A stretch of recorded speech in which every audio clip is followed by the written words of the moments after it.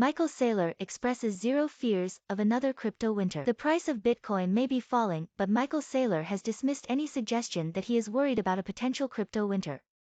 The MicroStrategy CEO remains as bullish as ever and pointed out that no one has ever lost money holding Bitcoin for 4 years. The comments came in an interview with Emily Chang on Bloomberg Studio 1.0 on January 20th. The two covered a range of topics over the course of the 20-minute interview, including the dot-com bubble and Saylor's early life and love for science fiction. For crypto proponents, the highlight of the interview came when Chang asked Saylor whether he was feeling the cold of a potential crypto winter. Saylor made it clear to the host that he was playing a longer game. If you're going to invest in Bitcoin, a short time horizon is 4 years, a time horizon is 10 years. The right time horizon is forever, said Saylor as he self-avowed his diamond hand status. Warren Buffett said, if you wouldn't hold it for 10 years, you shouldn't hold it for 10 minutes.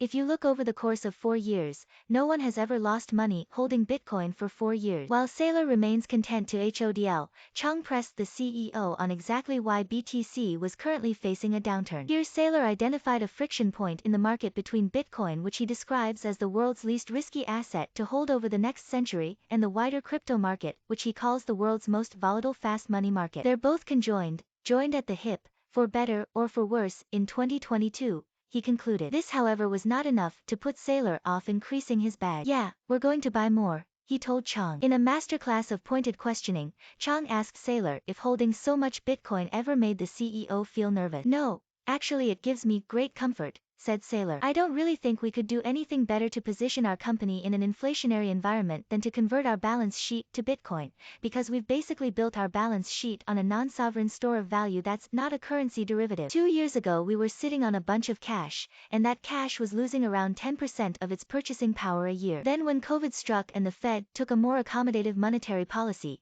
that cash started to lose 25% of its purchasing power a year. A K-shaped recovery is an asymmetric financial recovery, in which some sectors return to growth while others remain persistently in the doldrums. Following the recent economic downturn in part caused by COVID-19 mitigation strategies, some areas of the economy, including technology and retail, have bounced back. Other areas of the economy, including travel and hospitality, have struggled to find a pathway to recovery. While Saylor was talking up the benefits of Bitcoin on MicroStrategy's stock price, the SEC has been pushing back on MicroStrategy's unconventional accounting practices. For some time, MicroStrategy has pushed to have American accounting standards updated, going as far as to lobby the Financial Accounting Standards Board in September of 2021. Specifically, the company cites issues with impairment charges, which cannot be reversed. As a result, subsequent increases in the market price of a digital asset are not reflected in the digital asset's reported carrying value on an entity's balance sheet, states the MicroStrategy appeal. Reports from CNBC and Bloomberg this past week have now confirmed that the SEC has rejected this line of argument. We note your response to prior comment 5 and we object to your adjustment for Bitcoin impairment charges in your non-GAAP measures, said the SEC. Please revise to remove this adjustment in future filings. Following the news, the price of MicroStrategy stock fell rapidly. The MSTR share price currently sits at $401,